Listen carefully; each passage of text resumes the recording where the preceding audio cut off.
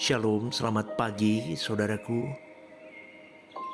Seringkali sebagian besar manusia setiap hari atau dalam beberapa hari tertentu melihat berapa jumlah uangnya yang ada di bank. Apalagi kalau seorang pebisnis, dia melihat rekeningnya, berapa sih saldo saya, berapa sih kuota saya sekarang, tinggal berapa yang mereka harus berputar untuk perputaran bisnis mereka. Pada umumnya begitu saudaraku. Jadi kalau kuota keuangan mereka tambah besar, mereka lebih senang, lebih ceria. Mereka berpikir mereka bisa expand untuk usaha mereka. Tetapi kalau kuota uang mereka mulai drop, mulai menyusut, mereka pun kecut hati dan sedih. Tetapi pagi hari ini saya mau mengajak kita semua melihat kuota kehidupan kita, kuota dosa kita, semakin besar atau semakin kecil. Saudaraku, coba renungkan ini. Jarang orang melihat sungguh-sungguh bahwa kuota hidup mereka itu terbatas loh di bumi ini. 80 tahun, 70 tahun. Hari ini coba dinalar saja, kalau seperti saya usia 40 tahun sekian, saudaraku. Berarti kuota saya kalau seperti firman Tuhan katakan 80 tahun. Itu pun jarang saudaraku, sampai 80 tahun, betul kan? Biasa 50, 60, 70 orang sudah dipanggil Tuhan. Coba berapa puluh tahun lagi saya hidup. Tapi orang lupa melihat berapa kuota yang sudah mereka lalui selama ini. Maka saudaraku, di dalam Mazmur 139 ayat 23 sampai 24 mengingatkan, selidikilah aku ya Allah, kenalilah aku. Artinya begini, Tuhan beritahu aku berapa kuotaku. Bahkan di dalam Matius 6 ayat 19 sampai 20, Yesus mengatakan, kumpulkan harta di surga. Berapa investasi yang sudah kita berikan di hadapan Allah, saudaraku? Berapa kuota kita invest untuk Tuhan? Mari mulai hari ini kita memperhatikan sungguh-sungguh kehidupan kita ini, saudaraku, di hadapan Allah. Apakah masih ada dosa di sana, di sini, masih ada kesalahan-kesalahan yang kita perbuat? Atau tindakan-tindakan kita, keadaan kita yang tidak membuat Tuhan itu nyaman dengan hidup kita. Kalau kita memang benar-benar mengasihi Tuhan, maka kita akan memperhatikan kuota hidup kita itu. Kalau hari ini saya usia 40 tahun, saya mungkin bisa berkata begini, saudaraku. Kalau firman Tuhan berkata 80 tahun, berarti sudah separuh hidupku. Berapa kuota yang sudah aku beri untuk Tuhan? Kuota apa sih pastor? Kuota cintaku, kuota sungguh-sungguhku sama Tuhan, kuota aku benar-benar hidup untuk Dia. Karena mengingat kuota hidupku sudah separuh hilang. Coba Anda renungkan, saudaraku. Kalau urusan uang, urusan kesenangan dunia, urusan jalan-jalan, urusan happy-happy, urusan tamasya, urusan beli mobil baru, urusan beli rumah, urusan bisnis, urusan cari duit. Kita berani loh mati-matian untuk itu. Tapi urusan untuk Tuhan, coba saudaraku, berapa berani kita untuk Dia. Makanya di dalam Matius 6 ayat 33 firman Tuhan berkata, carilah dahulu kerajaan Allah dan kebenarannya. Tidak banyak orang mau cari Tuhan. Mereka cari kuasa Tuhan. Mereka cari pertolongan Tuhan. Mereka cari kekuatan Tuhan. Mereka tidak ada yang mencari pribadinya. Banyak orang memanfaatkan Tuhan. Bukan mereka mau mencari dengan tulus, dengan sungguh pribadinya saja, subjeknya saja. Itu kekristenan hari ini. Ironik.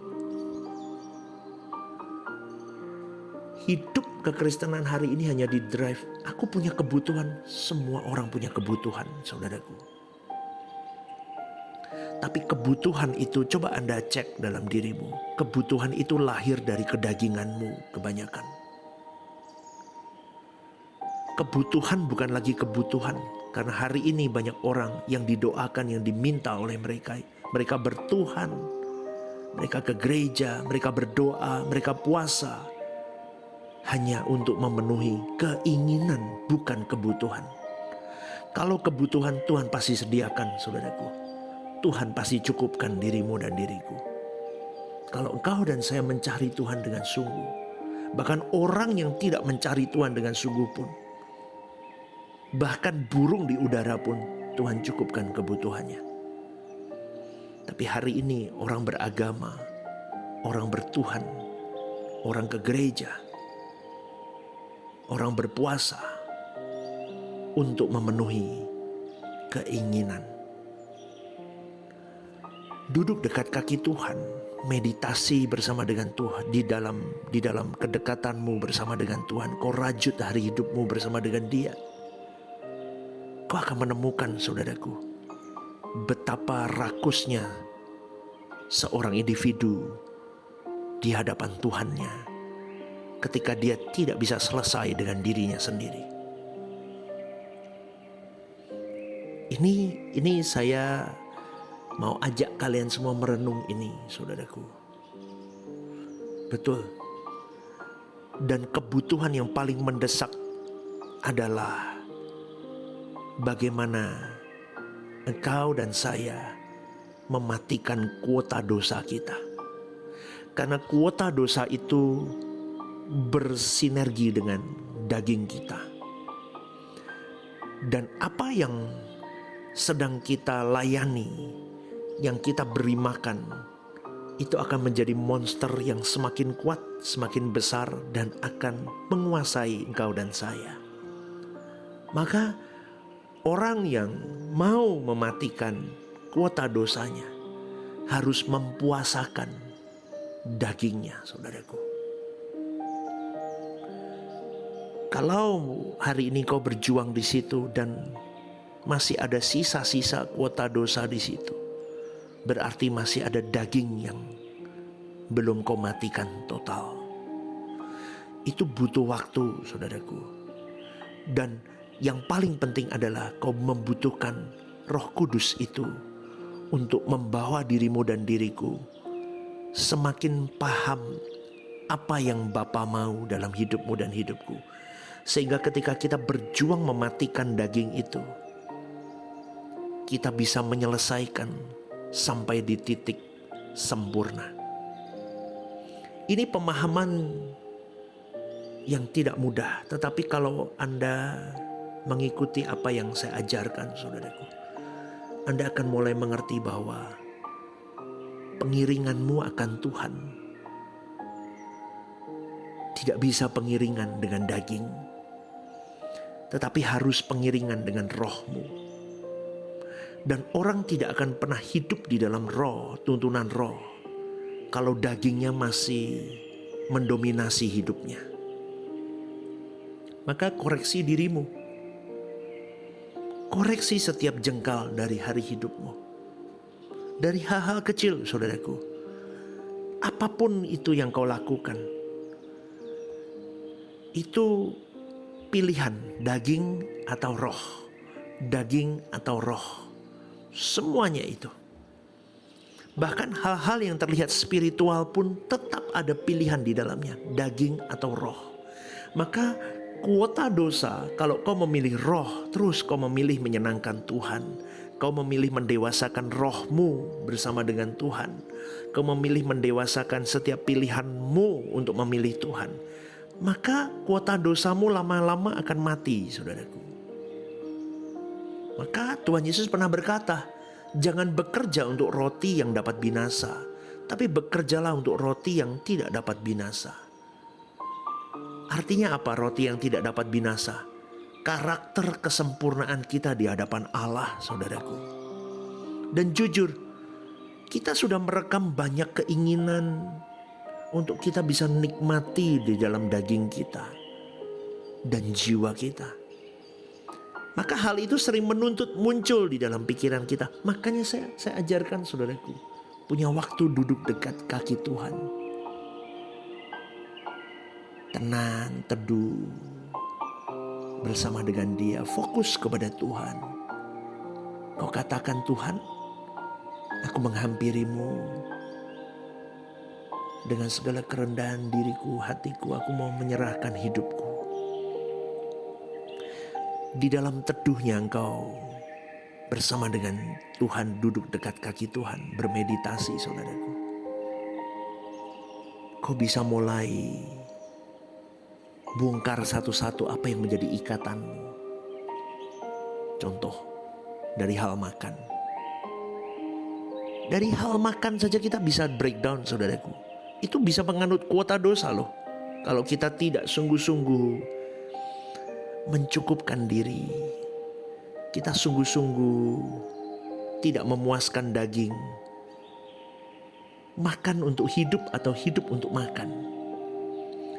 Kita mulai sadari hal itu saudaraku. Kita mulai pelan, kita mulai merenung, kita mulai teduh di hadapan Tuhan. Kita mulai ada jawaban.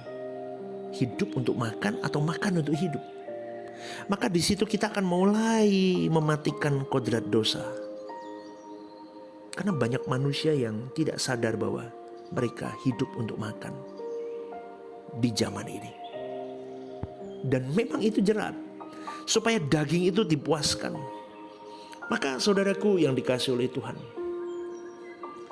mematikan keinginan daging itu butuh waktu panjang. Butuh pemahamanmu bertuhan semakin dalam. Percayalah, tidak mudah. Tapi saya akan ajak kita semua sampai di titik memahami itu. Maka bagi yang masih muda, jangan sampai kau bangun kebahagiaan dengan apapun dan siapapun. Subjekmu Tuhan, objekmu pekerjaan Tuhan. That's it. Maka kau tidak bisa berkutik dengan apapun yang lain. Dagingmu akan meronta, tapi kau punya komitmen jelas. Bangun kebahagiaanmu bersama Tuhan dan di dalam Tuhan. Tapi untuk di titik itu, kau harus merombak ulang semuanya yang ada di dalam dirimu. Nah, makanya saya selalu katakan, kemarin saya juga katakan, pertarungan battle terberat adalah dirimu sendiri. Apa yang sudah kau rekam harus kau mulai koreksi ulang, restart ulang, retouch ulang, rewrote ulang, mulai ditata balik lagi. Dan itu butuh kemelekatan utuh bersama dengan Tuhan. Hidupmu dan hidupku tidak bisa hanya beririsan dengan Tuhan. Tapi hidupmu dan hidupku harus di dalam Tuhan. Jadi saudaraku, persempit ruang hidupmu